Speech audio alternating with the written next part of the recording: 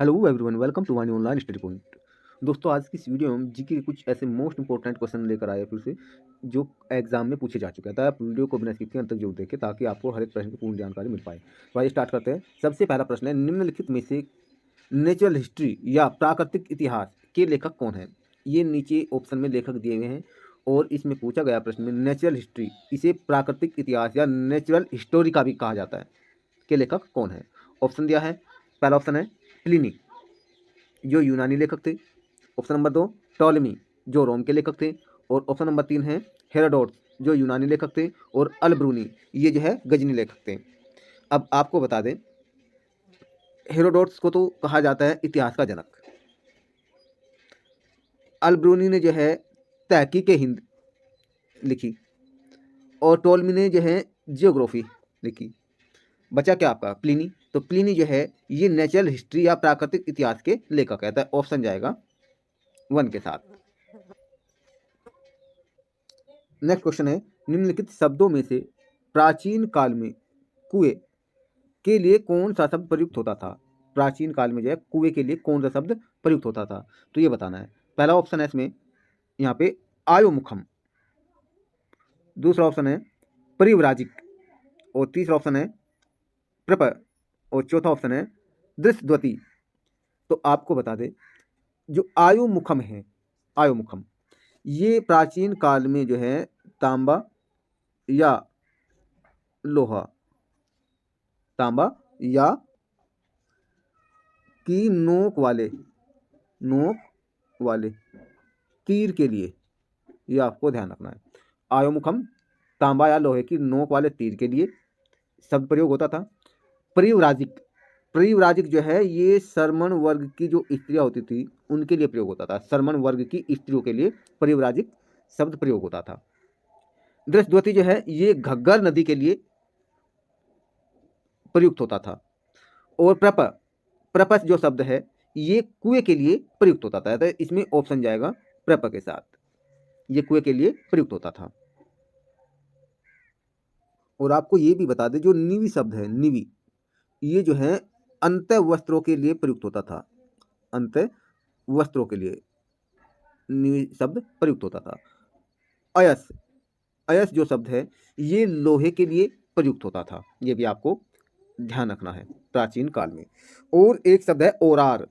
ओरार शब्द जो है गुप्तचर के लिए प्रयुक्त होता था। किसके लिए? गुप्तचर के लिए ओरार शब्द प्रयुक्त होता था। एक शब्द है इसमें स्नातको।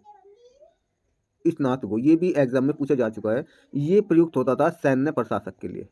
किसके लिए? सैन्य प्रशासक के लिए। और एक शब्द है यहाँ पे, ये भी आपको बता दें, उपास्ति। जो उपास्ति जो शब्द है ये राज परिवार के लोगों के लिए प्रयुक्त होता था। एक शब्द है इसमें आरिवार। ये जो शब्द है ये बुद्धिमान व्यक्तियों के लिए प्रयुक्त होता था। ये भी आपको ध्यान रखने हैं। नेक्स्ट प्रश्न है, निम्नलिखित वैज्ञानिक उपकरणों में से कौन सा उपकरण गुर्दे की पथरी तोड़ने के लिए प्रयोग किया जाता है? ऑप्शन दिया पहला पराबैंगनी तरंगे। ऑप्शन नंबर 2 दिया है रडार। रडार की जो फुल फॉर्म है ये भी आपको ध्यान रखनी है। ये भी एग्जाम में पूछ लिया जाता है कि रडार की फुल फॉर्म क्या है। ठीक है, तो रडार की जो फुल फॉर्म है रेडियो डिटेंशन एंड रेंजिंग, ये जो है रडार की फुल फॉर्म है। दूसरा ऑप्शन, तीसरा ऑप्शन है लेजर। लेजर की जो फुल फॉर्म है वह है light amplification and stimulated emission of radiation, ये लेजर की फुल फॉर्म है। चौथा ऑप्शन है मेजर, जिसे मेजर भी बोलते हैं आप। तो इसमें इसका फुल फॉर्म क्या है?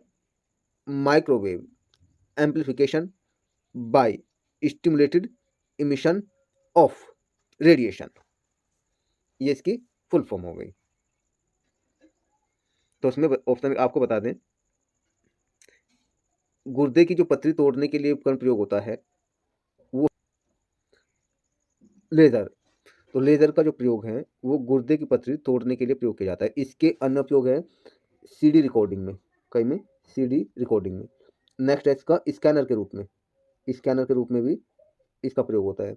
और नेक्स्ट है 3D फोटोग्राफी बनाने में। ये कुछ मोस्ट इंपॉर्टेंट इसके लेजर के उपयोग हो गए।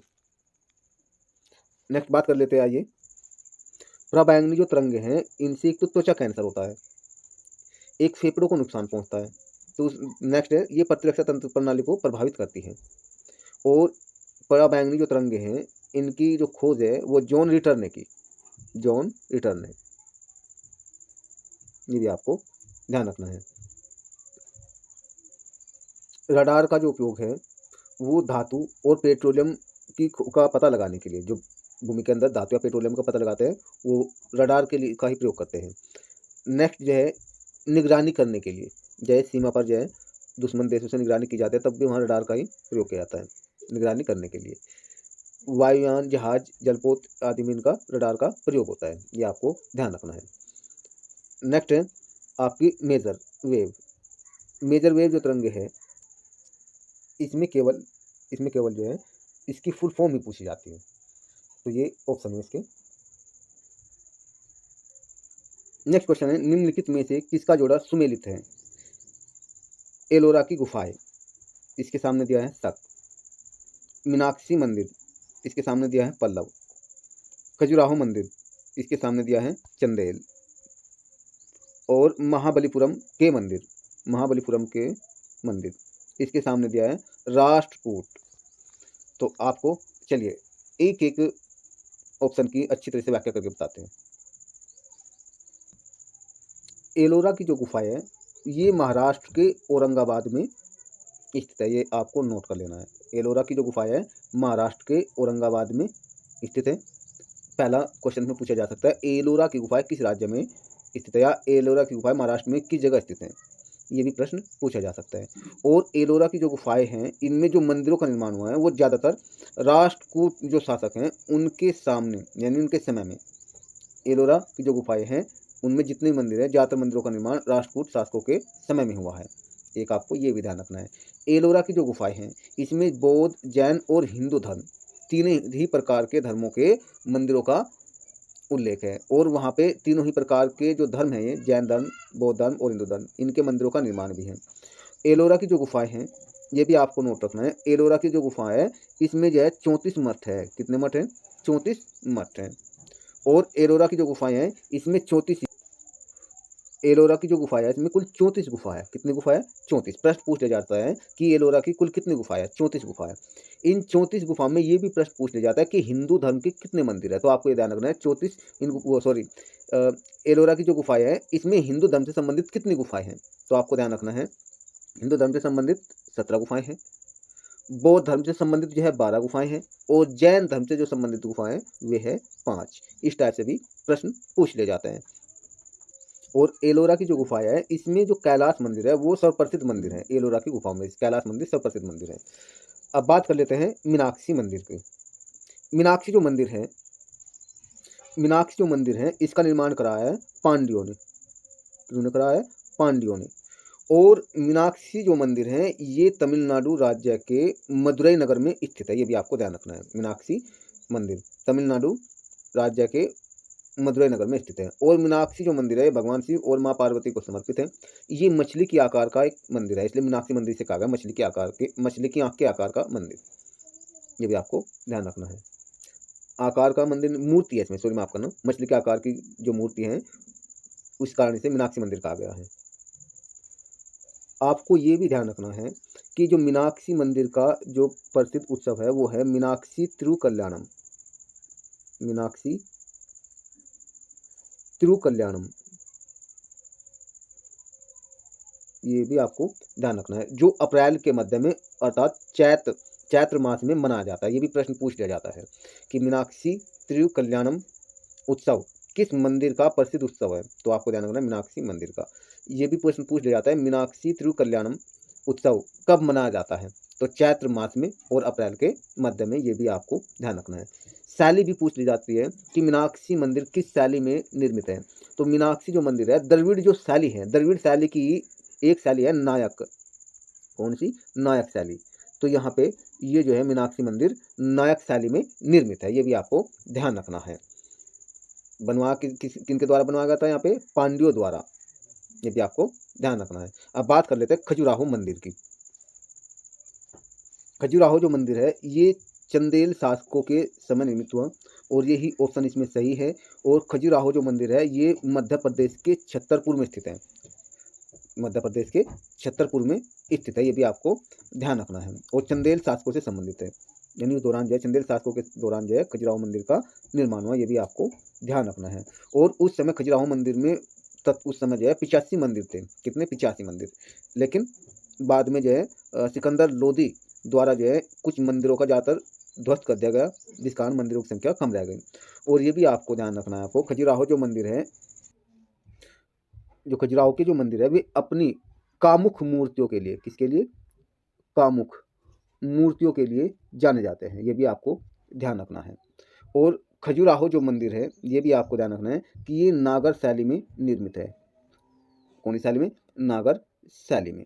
और आपको ये भी ध्यान रखना है कि खजुराहो जो मंदिर है इसका सर्वश्रेष्ठ मंदिर कौन सा है, वो है कंद्रिया का महादेव मंदिर। कंद्रिया का जो महादेव मंदिर है वो खजुराहो का सर्वप्रसिद्ध मंदिर है। और ये खजुराहो के जो मंदिर है वो हिंदू और जैन धर्म के स्मारकों से का एक समूह है, ये भी आपको ध्यान रखना है। अब नेक्स्ट बात कर लेते हैं महाबलीपुरम मंदिर। ऑप्शन तो इसमें सी आ गया, ये तो कंफर्म ऑप्शन आ गया इसमें सी, ठीक है। अब बात कर लेते हैं महाबलीपुरम मंदिर की। महाबलीपुरम जो मंदिर है, ये जो महाबलीपुरम मंदिर है ये चेन्नई चेन्नई से 40 किलोमीटर दूर समुद्र तट पर स्थित है, ये भी आपको ध्यान रखना है, जो तमिलनाडु में है, ये भी कह सकते हैं आप। और महाबलीपुरम जो मंदिर है ये द्रविड़ शैली का उदाहरण है, यानी इसकी ये जो निर्मित है मंदिर ये द्रविड़ शैली में निर्मित है, ये भी आपको ध्यान रखना है। नेक्स्ट इससे संबंधित और क्वेश्चन क्या बन सकते हैं ये भी हम आपको बता रहे हैं। नरसिंह वर्मन प्रथम ने महाबलीपुरम मंदिर का निर्माण करा। और आपको ये भी बता दें जो महाबलीपुरम स्थान है, महाबलीपुरम स्थान को प्राचीन समय में मामल्लपुरम के नाम से जाना जाता था, कहीं के मामल्लपुरम, ये भी आपको ध्यान रखना है, ये लिख दे रहे हैं मामल्लपुरम, मामल्लपुरम, ये भी आपको ध्यान रखना है। महाबलीपुरम का जो प्राचीन नाम था वो मामल्लपुरम था। तो ये क्वेश्चन हुई, आशा करते हैं आपको वीडियो अच्छी लगी होगी। यदि आपको वीडियो अच्छी लगे तो आप चैनल को सब्सक्राइब जरूर कर लीजिए और वीडियो को लाइक करना ना भूलें। फिर मिलते हैं नए वीडियो में कंटेंट के साथ। जय हिंद।